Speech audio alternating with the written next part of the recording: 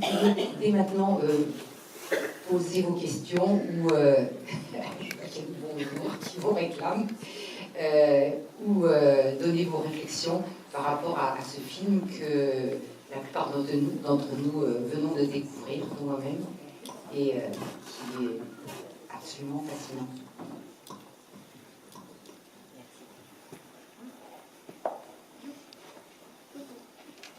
Oui. Je voudrais savoir comment ce livre a pu être publié, ces carnets ont-ils pu être publiés en 1946 ? Quel âge avait-elle en 1946 ? 14. Alors, elle est née, elle avait 14 ans. En fait, elle avait écrit 2 ans plus tôt Au cœur de la Shoah, en 1943. Elle avait 15 ans. Enfin, elle est née en janvier, oui, elle avait 15 ans.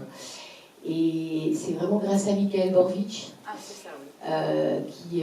qui donc était à l'origine surtout poète, mais qui a été extrêmement préoccupé par la nécessité impérieuse d'avoir un maximum de témoignages à chaud au sortir de la guerre. Et il y a consacré beaucoup d'énergie, d'où le livre dont on parle au début du film. Et c'est lui qui a réussi, grâce à son réseau Zegota, à faire protéger Yanina. Yanina a écrit son texte, il a immédiatement été caché. J'espère que je ne dis pas de bêtises à Ethan. Ethan est l'un des 2 fils de Yanina, il nous fait l'honneur de sa présence ce soir. Mais en tout cas, c'est ce que j'ai compris, moi. Donc le récit a été caché parce qu'il pouvait mettre en danger les membres du Zegota. Et il a été ressorti en 1946, à un moment où la commission historique juive polonaise, qui était une fraction de personnes, a réussi à faire imprimer quelques ouvrages. Après, je ne sais pas du tout quel était le premier tirage, je pense que c'était extrêmement limité. Donc c'est assez miraculeux qu'il ait pu être retrouvé 70 ans après dans différents endroits du globe de cette manière. Merci. Ça marche. Je vous ai demandé, puisqu'elle s'est évadée assez rapidement, elle est restée combien de temps dans le camp ? Elle est restée 2 ans dans ce camp. En fait, je vous conseille de lire ce livre qui n'est pas très facile à lire, c'est assez ardu parce que quand elle a écrit, elle avait beau n'avoir que 12 ans, elle était extrêmement consciente que c'était un témoignage historique qu'elle était en train de faire. D'ailleurs, ils lui ont fait réécrire parce que sa première version, c'était très factuel, avec énormément de noms et assez froid, en fait, quelque part. Et Mikhaël Borvitch lui a demandé de rajouter de ses émotions, de sa vision, de parler en disant « je ». Et donc, tout ça pour... Excusez-moi, j'ai oublié la question. Combien de temps elle était restée elle était restée à peu près 2 ans dans ce camp, mais surtout elle avait vécu ce qui a précédé. Et ce qu'elle raconte extrêmement bien dans ce livre, c'est toutes les étapes qui font que ça a pu se faire. C'est-à-dire que moi, comme chacun d'entre vous, j'ai entendu parler de la Shoah à l'école et j'ai appris beaucoup de choses à ce moment-là. Mais effectivement, j'avais jamais compris comment, à ce point, en imposant par exemple d'avoir une certaine carte, et si vous ne l'avez pas, vous partez directement dans un train pour Belzec, qui était un camp d'extermination. Chacun cherche à avoir cette carte, et il n'y a pas le temps de faire une rébellion, parce que c'est pas normal de devoir avoir cette carte pour survivre. Elle explique très très bien toutes les étapes très administratives qui ont mené vers ces exterminations massives. Et puis, elle a réussi à s'échapper une première fois, et c'est incroyable, parce qu'elle s'échappait relativement facilement, puisque comme l'explique l'historienne Judith Lioncan, il pouvait sortir du camp régulièrement pour aller aux douches, donc il y avait cette porosité entre le camp et la ville. C'était pas du tout compliqué de s'échapper. Ce qui était très compliqué, c'était de se réfugier une fois dehors. Donc elle explique qu'elle s'échappe parce qu'elle veut vivre, et en fait elle va avoir une de ses tantes qui était mariée à un Arien, et elle se fait jeter de chez sa tante comme une malpropre, puisque en plus en Pologne, si jamais quelqu'un apprenait que vous hébergez un juif, on vous tuait pas seulement vous, on tuait toute votre famille, vos voisins. Enfin, c'était une répression vraiment extrêmement dure. Donc elle a compris qu'elle n'avait aucune issue, et là, quand elle est retournée au camp, elle était totalement brisée, et elle explique qu'elle attendait la mort. Donc elle a passé 2 ans dans ce camp, mais c'est pas tant ces 2 ans, tout ce qui précède, qui sont extrêmement intéressants pour comprendre cette expérience, en fait, du camp de la mort par un enfant. Je n'ai pas très bien compris historiquement. On dit qu'elle est polonaise, mais ça se passe en Ukraine. C'est très compliqué. C'est une des nombreuses difficultés. C'est un film très compliqué à faire parce que c'est une histoire très compliquée, parce que ça va. Alors je vous laisse expliquer. Et ça marche pas. Les frontières ont bien sûr changé. La Pologne d'avant-guerre était 200 km plus à l'est que la Pologne actuelle, c'est-à-dire qu'elle comprenait de larges territoires qui sont aujourd'hui l'Ukraine, la Biélorussie, même Vilnius aujourd'hui, capitale de la Lituanie, était polonaise. Et donc la Pologne va reculer de 200 km en 1945. Les territoires de l'Est vont être annexés par l'URSS. Et la Pologne va prendre de nombreux territoires à l'Allemagne, comme Breslau, devenu Wrocław ou Szczecin. Voilà. Donc c'est l'explication, mais à Lvov, il y avait une population majoritairement ukrainienne, avec une très forte minorité polonaise, mais dans tout ce qu'on appelle le Yiddishland, ce territoire qui, entre mer Baltique et mer Noire, 10 à 15% de la population était juive, et la population juive était quasi majoritaire dans les très grandes villes.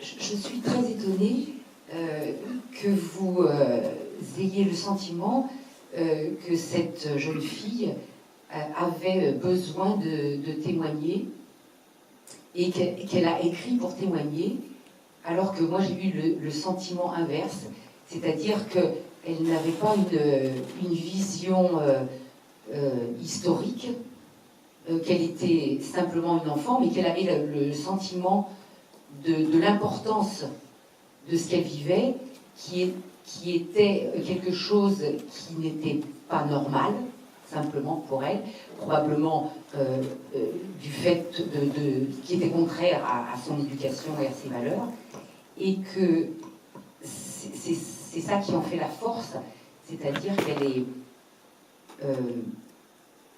est émue par un besoin de raconter plus que, enfin, j'ai le sentiment, plus que de témoigner pour la postérité.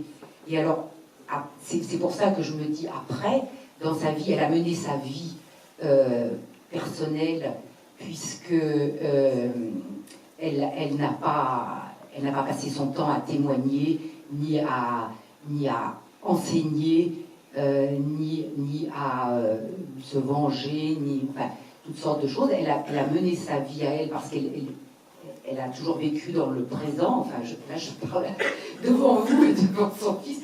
C'est le sentiment que j'ai eu. Et que quand on lui a parlé de tout ça, elle l'a fait volontiers, avec le recul d'une adulte, mais que... Et le désir de témoignage est venu par la suite. Mais ce désir de témoignage, elle ne l'a pas eu vis-à-vis de ses enfants, par exemple. Oui, mais quand elle a écrit en 1943, enfin, peut-être Gaëtane, tu voudras donner ta vision. Mais ce que je voulais juste dire, c'est que si Mikhail Borvich avait repéré dans le camp, c'est parce qu'elle aimait écrire, et elle racontait déjà ses poésies et ses textes. Et quand il lui a donné du papier et un crayon, elle a écrit, vous avez vu les manuscrits, il n'y a pas une rature. On sent l'urgence de la nécessité de raconter ce qu'elle a vécu. Et moi, ce qui m'a marqué en lisant ce texte, c'est la précision extraordinaire de tous les noms, ce qui rend le récit un peu ardu, parce qu'en général, c'est des noms en polonais à 45 syllabes, donc il faut rentrer dedans.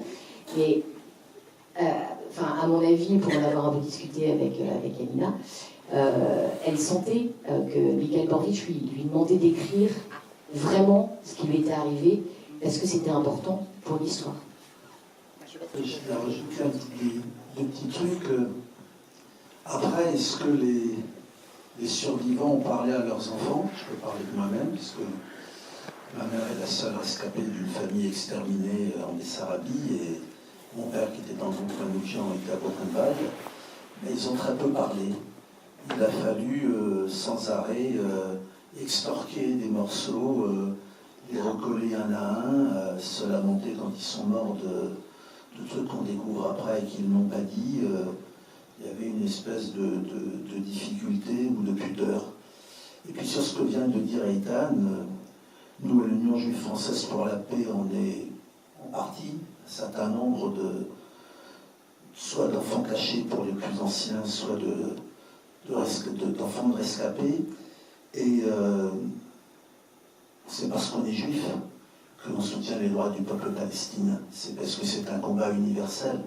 C'est parce que la leçon du génocide, c'est que cela n'arrive plus jamais, et non pas ce que disent les sionistes, que cela ne nous arrive plus jamais, ce qui est la conception tribale, ce qui est la conception intolérable. Il n'y a évidemment pas de génocide au sens génocide nazi perpétré contre les Palestiniens, mais quand même 2400 morts à Gaza dans bordure protectrice, c'est quand même beaucoup. Il y a en tout cas incontestablement sur les nombreux voyages que j'ai fait là-bas un ethnocide, c'est un sociocide, c'est-à-dire la liquidation systématique de toute une société. Et puis il y a, le mot est peut-être dur mais je l'ai employé, il y a une fascisation de la société israélienne qui fait qu'on ignore l'autre, qu'on le méprise. Il y a un négationnisme complet sur la dignité, l'existence et les droits des Palestiniens. J'ajoute, parce qu'il y a un passage dans le film qui m'a touché, c'est où on parle des antisémites ukrainiens.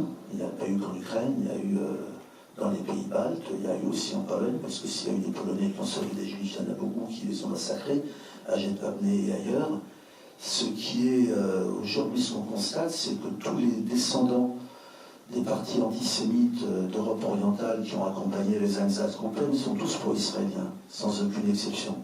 Les dirigeants de l'AfD, le parti xénophobe allemand, qui vient de faire un carton aux élections, il se rend en Israël et il approuve totalement la politique de Netanyahou. Les chrétiens sionistes américains, qui sont des espèces de nazis américains, avec Mike Pence qui est allé là-bas, ils sont aussi pour Netanyahou. Donc il y a quelque chose qui serait presque un épilogue de ce film très douloureux, c'est que finalement, ils ont gagné de l'intérieur, quoi.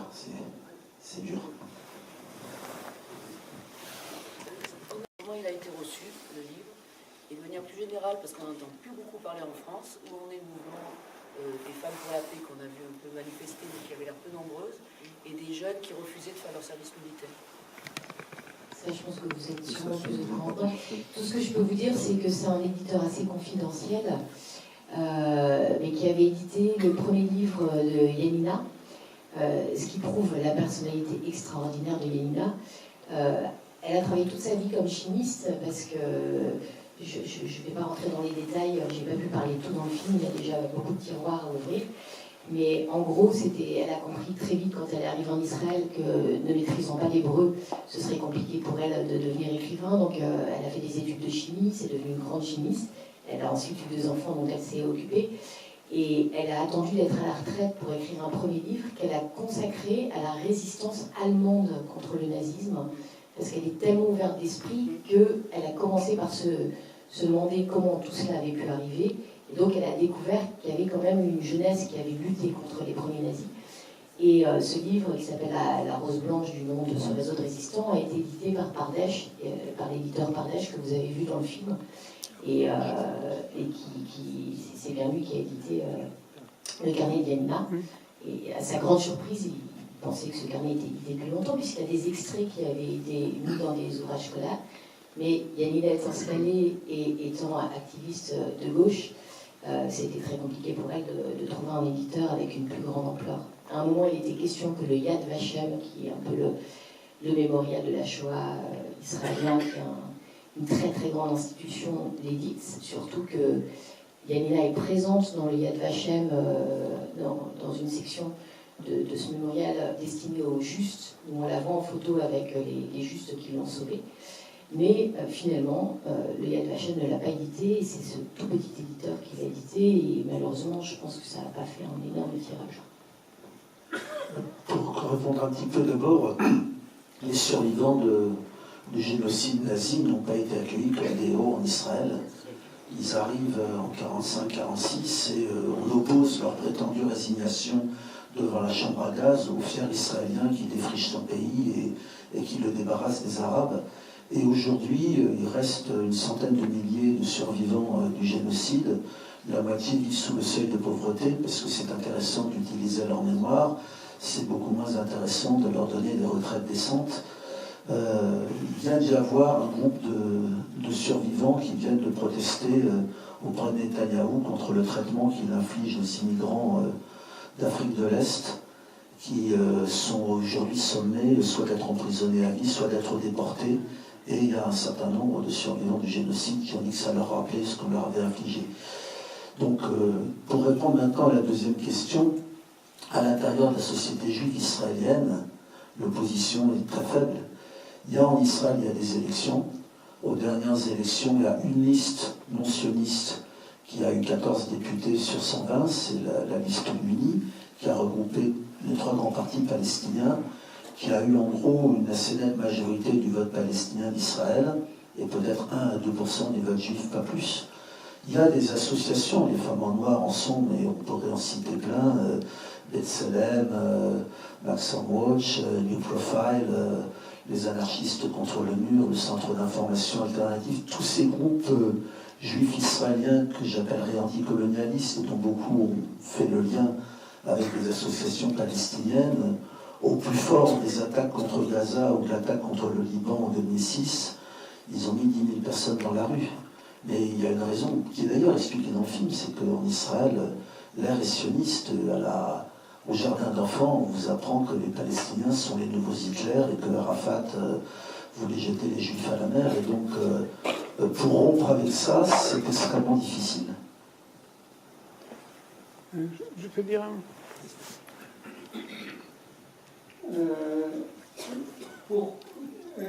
quelques mots encore sur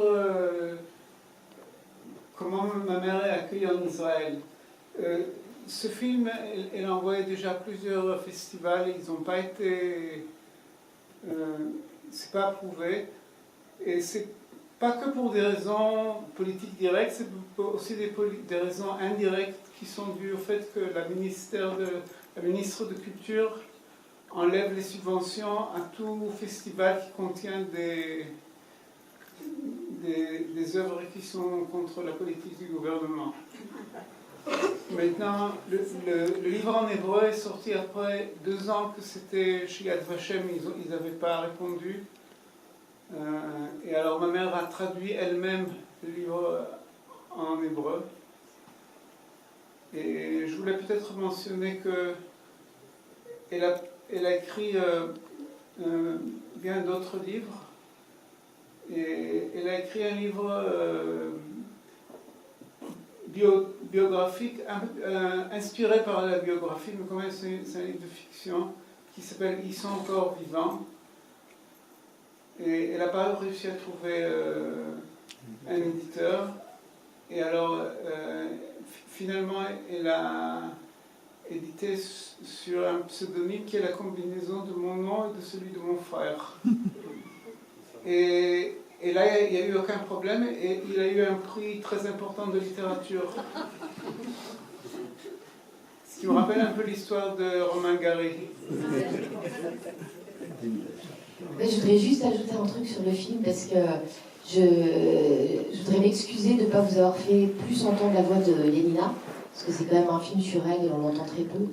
Mais sans raconter ma vie, j'ai beaucoup bossé pour Yann Arthus Bertrand, j'ai fait des milliers d'interviews. J'ai jamais interviewé une personne aussi difficile à interviewer qu'Elina, qui refuse absolument de parler d'elle et qui préfère que ce soit les autres qui parlent d'elle. Et elle avait une obsession dans ce film, c'était qu'il puisse servir à montrer ce qui était important pour elle aujourd'hui. Elle est extrêmement rattachée au présent, vous lui envoyez un email, elle vous répond dans les 10 minutes, elle est extrêmement connectée. Et en fait, j'aurais aimé mettre plus d'interviews, qu'on l'entende plus, mais à chaque fois que je l'interviewe, elle part d'elle, et puis très vite ça va dans la grande histoire, et puis c'est parfois un petit peu confus, etc. Donc, du coup, j'ai pris le parti de la faire lire son épilogue, parce qu'elle a passé beaucoup de temps à réfléchir sur chaque mot, et là, c'était exactement ce qu'elle voulait dire. C'est pour ça que ce que vous entendez d'elle dans le film, c'est finalement que l'épilogue, parce qu'à chaque fois qu'elle parle d'elle, en fait, très vite, ça dévie et ça part un petit peu dans tous les sens. Oui, l'épilogue a été écrit en septembre 2015. Alors elle l'a refait plein de fois aussi. Oui, oui. Enfin, C'est ce qu'explique Guilhem. La dernière mouture. Pardon ? La dernière mouture. Ouais, mais je me demande si elle n'a pas refait une mouture quand il y a eu une 5e ou 6e réédition catalane. Et c'est ce qu'explique Guilhem, donc il est éditeur en espagnol en catalan. À chaque fois, parce qu'il a réussi à faire beaucoup de rééditions, et à chaque fois qu'il y avait une réédition, elle voulait absolument l'adapter à l'actualité proche. Et c'est un petit peu aussi ce que dit Eitan à la fin du film, c'est-à-dire que ça lui a donné beaucoup de force que ce livre réapparaisse, non pas pour une question d'ego, comme vous l'avez bien compris, mais parce que enfin, elle pouvait avoir une voix qui puisse s'entendre. Et donc toute son énergie, elle l'a consacrée dans l'écriture, d'où l'importance pour elle de l'épilogue, qu'elle a beaucoup retravaillé. Oui, je voudrais savoir, est-ce qu'il y a aussi la perspective de traduire dans d'autres langues, parce que on a bien vu les langues qui sont, mais ça pourrait intéresser aussi d'autres pays ou d'autres nations. Eitan, peut-être tu veux dire un mot sur ça?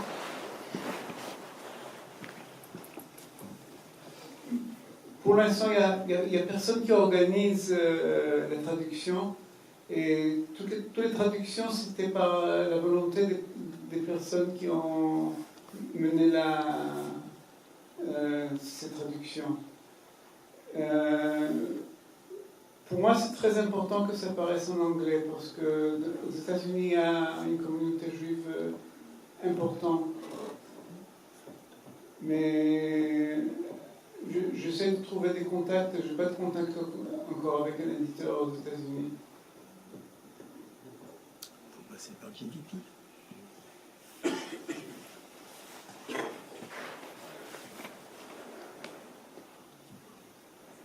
Monsieur Laval.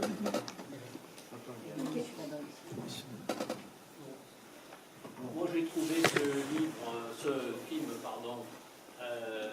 très fort par sa sobriété, et j'ai trouvé qu'il allait à l'essentiel avec une économie de moyens. J'ai jamais vu quelque chose d'aussi bien tracé entre l'histoire de la Shoah et la situation actuelle.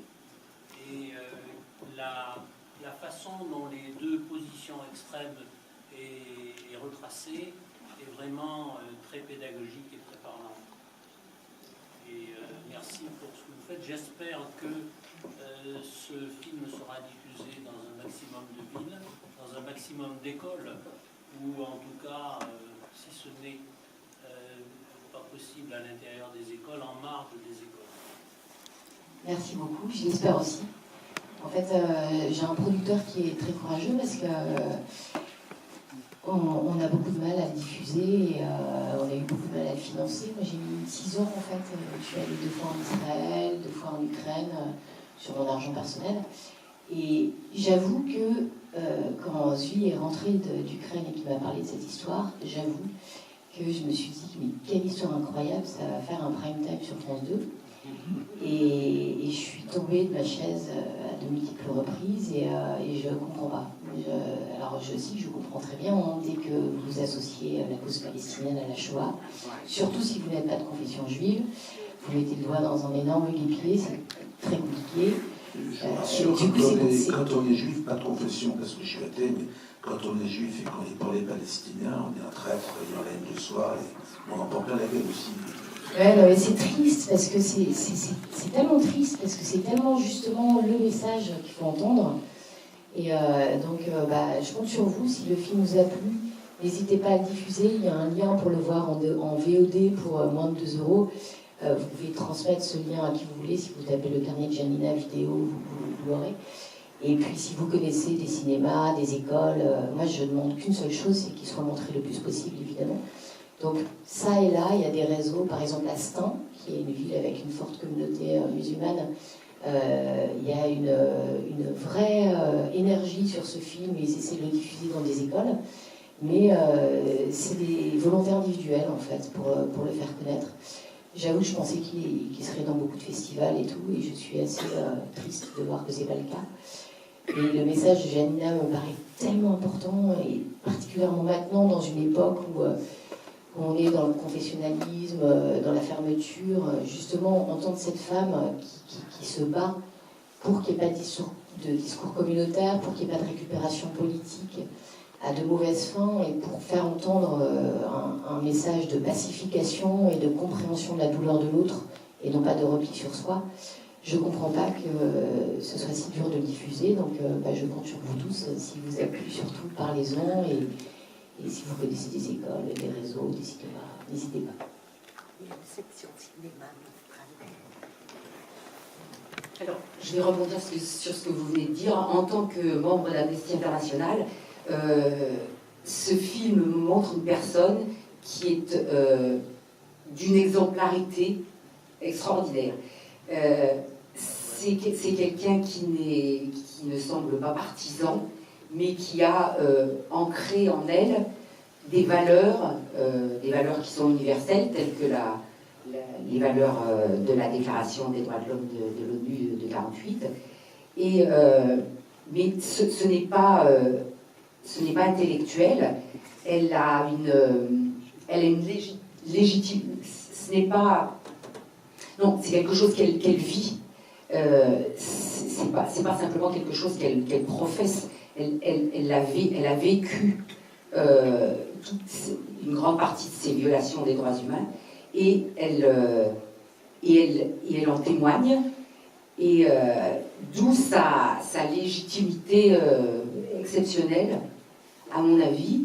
Et je voulais demander si ce qui gênait les Israéliens qui sont pro-gouvernementaux, ainsi qu'un nombre important de politiques dans divers pays, c'est le fait qu'elle soit tellement légitime qu'elle ne peut pas être mise à l'écart. Je peux essayer de répondre. Eux, ils sont complètement illégitimes. Je veux dire, on peut le dire entre nous, ceux qui dirigent aujourd'hui l'État d'Israël sont les descendants idéologiques de ceux qui ont collaboré avec les nazis. Je m'excuse, l'insurrection du ghetto de Varsovie commence avec la liquidation du Judenrat. Le dirigeant du Judenrat, il donnait, le conseil juif nommé par les nazis, il donnait tous les jours les noms de ceux qui partaient dans les trains qui ne revenaient pas. Et celui qui a été Premier ministre pendant 7 ans avant Netanyahou, Yitzhak Shamir, il assassinait des soldats anglais en 1944. Mon père était à Buchenwald, j'appelle ça un collabo. Donc quand j'ai dit que c'est...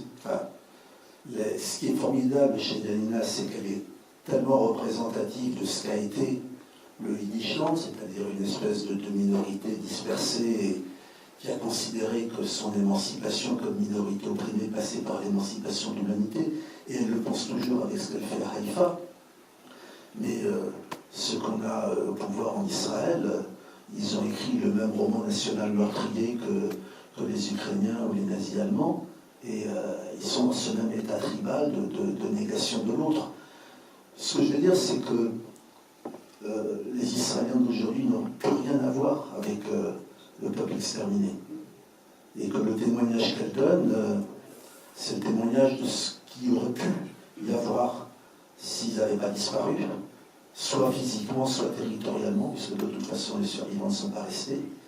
Mais voilà, ce qui est resté, c'est le tribalisme. Oui, là tu parles des dirigeants israéliens. Je comprends que tu sois un petit peu gêné par ce genre de film, mais c'est un film français, qui est écrit en français, qui est diffusé en France. Alors comment ça se fait que vous ayez autant de difficultés? Bon, peut-être pas un problème de France 2, mais je sais pas, un petit peu sur On est allé voir Arte, évidemment, c'est le premier qu'on est allé voir. Et ils ont beaucoup aimé, enfin, la personne qu'on a vue, qui était la bonne personne, puisque c'était quelqu'un qui travaillait de manière transversale à la fois sur les sujets de société, d'histoire et de culture. Donc c'était vraiment la bonne personne. Elle nous a dit, oh là là, quel dommage, il y a 10 ans on l'aurait pris, mais aujourd'hui c'est plus notre politique. C'est des histoires de mode aussi, on ne sait pas que... Mais bon, en tout cas, c'est la réponse qu'on a reçue de la part d'Arte. Ils nous ont dit, il y a une époque où on voulait raconter la grande histoire par la petite histoire. Maintenant, c'est plus du tout ça. Il faut des grands personnages connus. Les quatre sœurs. Après, vous savez, c'est aussi des histoires de réseau, Donc moi je ne suis pas du tout habituée à faire ce genre de film. Je viens plutôt d'abord du monde de l'aventure, puis après j'ai travaillé pour Yann Bertrand. C'est pas toujours Arte compatible. Je pense que si j'avais fait 15 films pour Arte avant, peut-être qu'il aurait été diffusé sur Arte, mais c'est très très très très compliqué d'avoir des grosses diffusions dans des grosses chaînes aujourd'hui. Mon producteur apportant des bons contacts aussi chez France 5, France 3, etc. Mais à chaque fois vous avez des cases. Et le problème de ce film, c'est qu'il aurait fallu que je choisisse éventuellement qu'un seul angle. Sauf que moi, ça me paraissait impossible de ne parler que de Janina. En plus, j'ai vite vu que ce serait pas possible de faire son portrait parce que c'était trop compliqué d'interviewer. Ça me paraissait trop réducteur de ne pas parler de ce qui se passe en Ukraine, parce que lorsque Zvi m'a raconté cette histoire et que vous avez pu voir à quel point il était bouleversé, j'ai compris qu'une des raisons pour lesquelles ce n'était pas juste un témoignage, c'est que c'est un témoignage qui est essentiel aujourd'hui dans un pays négationniste comme est l'Ukraine. Et la preuve, c'est que j'ai fait un premier voyage en 2012, et quand j'y suis retournée en 2016, j'ai plutôt été agréablement surprise de la différence de ce qui s'était passé dans ce laps de temps, grâce à Yanina en partie, même si elle n'est pas la seule. Et donc je ne voulais pas passer sous silence la dimension ukrainienne et le fait qu'elle était invitée par la ville pour former des jeunes historiens en tant que témoins oculaires de l'époque nazie. Donc on avait déjà le carnet en lui-même, l'écriture du carnet, la survie de ce carnet et la manière dont il a réapparu au monde 70 ans après, l'Ukraine et le négationnisme. Pour Yanina, elle m'a fait comprendre très vite qu'elle, ça ne m'intéressait pas du tout que je fasse un film si je ne parlais pas de la cause palestinienne. Et donc au départ, je voulais faire un film sur la transmission parce que je ne comprenais pas pourquoi Zvi ne m'avait jamais parlé de ça avant et pourquoi sa mère ne lui en avait jamais parlé avant, etc. Et je me suis retrouvée à faire ce film à tiroir parce que j'avais pas envie d'enlever certains éléments. Donc pour revenir à votre question, les films à tiroir, c'est pas tellement à la mode aujourd'hui, paraît-il, mais j'en sais rien, je sais pas pourquoi. On part du principe que les téléspectateurs sont un peu trop bêtes pour pouvoir gérer plusieurs sujets en même temps et qu'il faut leur en donner qu'un. Donc il n'y a aucune chaîne qui s'est vraiment lancée, sauf Vosges Télévision, qui est une microscopique chaîne dans les Vosges, mais qui a une vraie politique d'aide aux documentaires d'auteur. C'est très très compliqué de sortir un documentaire qui n'est pas un peu formaté dans les cases spécifiques que veut chaque chaîne. Ça explique aussi pourquoi c'est si dur de le faire produire en France. C'est pas pour vous mettre du baume au cœur, au contraire, j'ai peur. En ce moment, c'était le dernier jour aujourd'hui, le FIPA, le Festival international de production audiovisuelle, qui fait chaque année son festival à Biarritz, a fait cette année un focus israélien en entier. Et il y a des documentaires qui passent. Le Patriote, le film Vulcan à la gloire du camp, mon agresseur, le hacker qui téléphone au RAID pour envoyer les gens chez des militants. Il a fait un film qui est passé à Biarritz. Donc voilà, je veux dire qu'il y a bien des films qui passent en France, mais pas celui-là. C'est peut-être pas tout à fait un hasard. Et ce que je voulais dire, je suis assez touché par la question du négationnisme, parce que je pense qu'aujourd'hui, c'est la question de la réécriture de l'histoire, c'est une espèce de question majeure. Je pense que c'est extrêmement important que des survivants juifs d'Europe orientale aillent dans ces pays et disent, vous savez, 10 ou 15% de la population était juive, vous avez achevé d'effacer les traces. Moi, j'ai visité la Pologne en 1992, même le ghetto de Varsovie, il n'y avait plus rien, il restait des traces de la Pologne allemande, il ne restait plus aucune trace de la Pologne juive. Donc, je crois que cette question de la mémoire, elle est très importante. Je signale que cet effacement, il avait même commencé à l'époque de l'Union soviétique. Gosse en allant visiter mes grands-parents paternels. Je me souviens à Kiev, on a demandé où se trouve Babillard, que Evtuchenko, le charnier où 35 000 juifs ukrainiens ont été exterminés. Il n'y a pas. Et on ne voulait pas nous dire. Et on a cherché, on n'a pas trouvé. La pièce de théâtre, elle a été jouée par des enfants de quel âge? Et est-ce que le texte, il existe ou c'était une création du prof du thème? Alors en fait, la pièce de théâtre est vraiment à l'initiative d'Ada Zianova, qui a interviewé plusieurs fois, et qui est la présidente de AZARIE, c'est-à-dire l'association des juifs ukrainiens. Mais elle parle russe, elle ne parle pas ukrainien. Elle ne parle pas ukrainien, elle parle russe. En fait, elle est passionnée de théâtre et du coup, quand elle est tombée, comme elle le raconte dans le film un peu par hasard, sur le témoignage de Yanina, en enquêtant sur son père. Elle s'est tout de suite dit que ça pourrait être intéressant de traduire ce témoignage. Donc elle a appris qu'Annie était en vie, elle lui a demandé l'autorisation de le traduire. Et très vite, elle a eu l'idée de monter une pièce de théâtre parce qu'elle a ce réseau-là dans sa ville. Mais c'était vraiment son initiative. La fille qui interprète Yanina à 12 ans, je crois qu'elle avait à peu près 16 ans.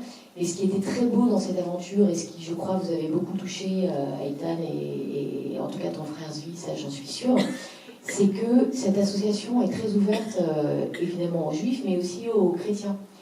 Et celle qui interprète la mère de Yanina, par exemple, c'est une Polonaise chrétienne, qui est d'ailleurs une femme adorable que j'ai rencontrée dans mes voyages en Ukraine, et qui, elle, s'investit dans cette communauté parce qu'elle trouve que c'est important, tout comme la femme que vous avez vue dans les écoles, qui est elle aussi ukrainienne orthodoxe, et qui se sent concernée par le passé juif de la ville, parce que ça a touché...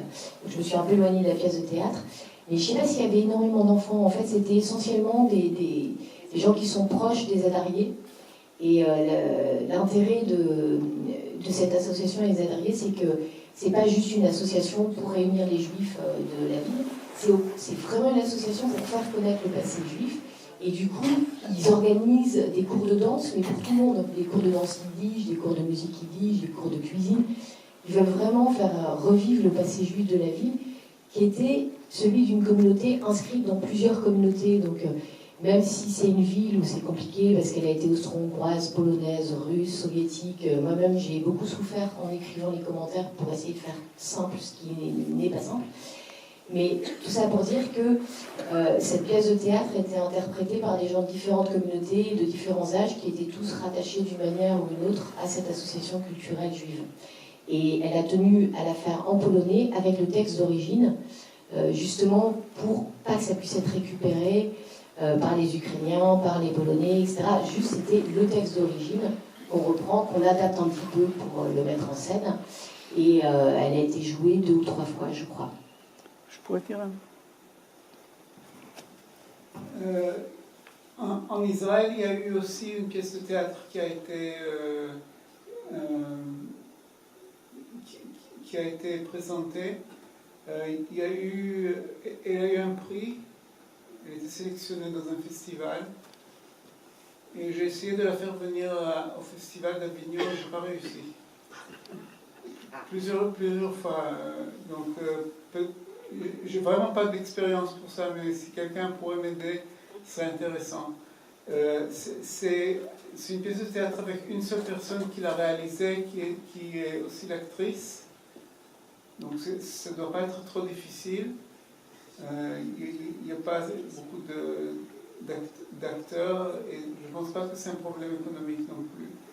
Maintenant, c'est dans quelle langue? Alors c'est en hébreu, mais nous l'avons traduit. Il y a des sous-titres. Maintenant, je voudrais dire quelques mots sur cette pièce.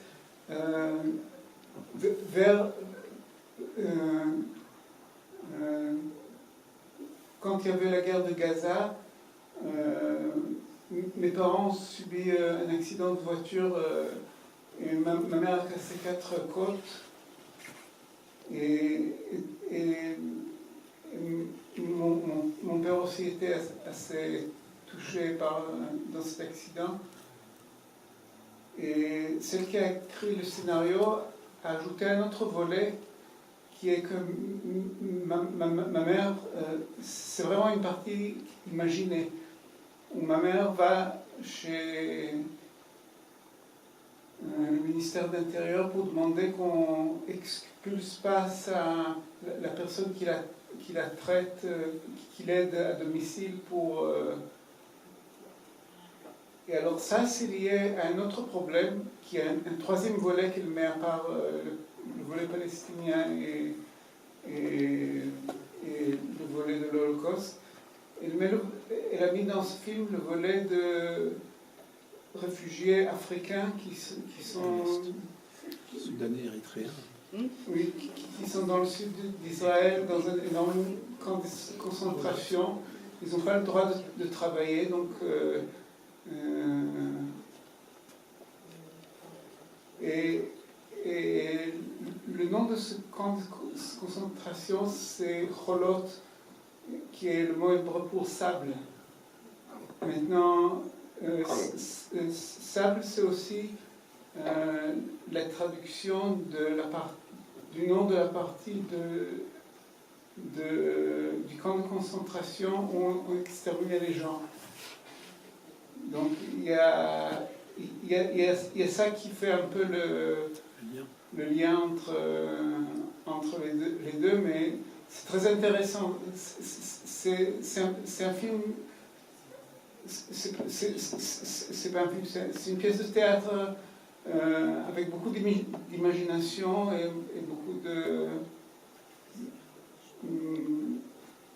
de parallèles entre le passé et le présent. Beaucoup plus qu'ici. Ici, c'est ce qu'on voit au début et à la fin.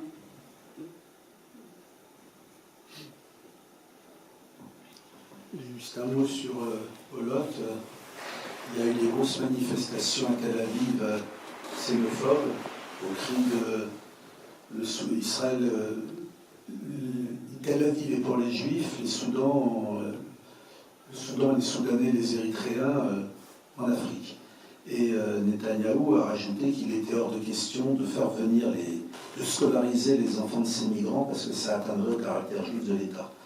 Ils sont actuellement, vu comme la France traite ses migrants, Israël n'est pas tellement différent, enfin voilà, là-bas aussi.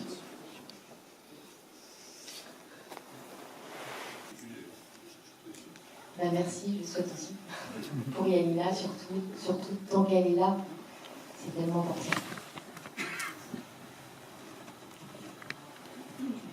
Alors, une proposition, peut-être si vous avez le temps, qui permettrait au film d'être diffusé, de faire une seconde partie qui s'appellerait Les femmes en noir et qui donnerait toute l'histoire, qui raconterait l'histoire de ces femmes. Comme il y a eu j'ai vu un film sur les femmes de la place de Mai en Argentine, et alors bon, évidemment c'est peut-être plus étoffé, mais là ces femmes ont une histoire, elles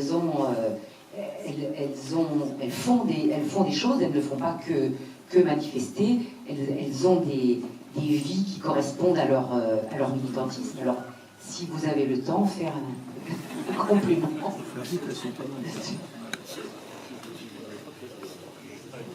J'ai déjà plusieurs projets en cours et c'est déjà tellement compliqué de venir au bout d'un projet, mais je vais le mettre dans un coin de ma tête. En tout cas, je sais que je suis allée filmer les femmes en noir 2 fois, je suis allée en Israël 2 fois, une première fois en 2012 et une deuxième fois en 2015 ou 16, je ne sais plus. Et les 2 fois, elles étaient 6. Ah oui, c'est ça. Et à Marseille, il y en a aussi, elles étaient 6, dont Yanina et son amie Edna, je crois, qui a 92 ans ou un truc comme ça. C'est un peu triste, hein. C'est quand même un mouvement extrêmement minoritaire. Et puis vous avez vu cet incident qui s'est passé avec cet automobiliste à ce moment-là.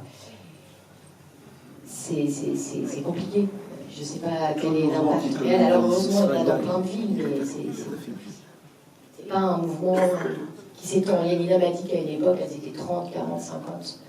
Le mouvement était parti de Jérusalem, hein, mais tout le mouvement anticolonialiste israélien, c'est très dur pour plein de raisons. Bon, pour les plus jeunes, les ruptures avec le système sont des ruptures familiales, c'est extrêmement difficile.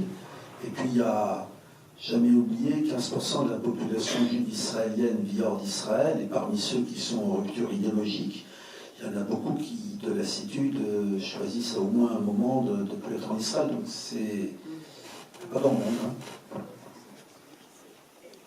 Est-ce qu'elle est autorisée, est-ce qu'elle a envie ou est-ce qu'elle est autorisée à témoigner de son histoire dans les établissements scolaires en Israël? En Israël, ça je sais pas, mais je sais que toi tu as organisé des témoignages dans les écoles en France, notamment à Lyon, si je me souviens souvent. J'ai organisé en France, pas moi, mais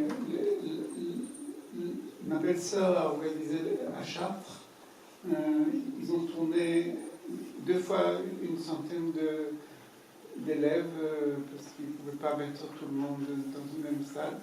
Et j'ai tout mis, j'ai les vidéos de tous ces témoignages et questions-réponses après. En Israël, alors, 2 choses. Premièrement, il y a eu 5 écoles qui se sont mises ensemble à faire un grand spectacle et qui ont invité ma mère et ils ont mis en musique les poèmes dont j'ai parlé. Et ça aussi, je l'ai mis tout en vidéo. Et il y a environ 3 ans. Et cette année, à Yad Vashem, ils ont repris ça, ils ont retrouvé tout ce qui était dans donc c'est pas directement le témoignage, mais ils ont rencontré ma mère, et ils ont préparé ça rentre dans le système scolaire. C'est ça que je voulais dire, aussi en Israël. Moi, je voudrais ajouter un petit truc, c'est que pour avoir travaillé donc 6 ans sur ce film, j'ai pu remarquer que en fait, c'est vraiment des volontés individuelles qui remuent des petites montagnes qui font que petit à petit, ça se propage.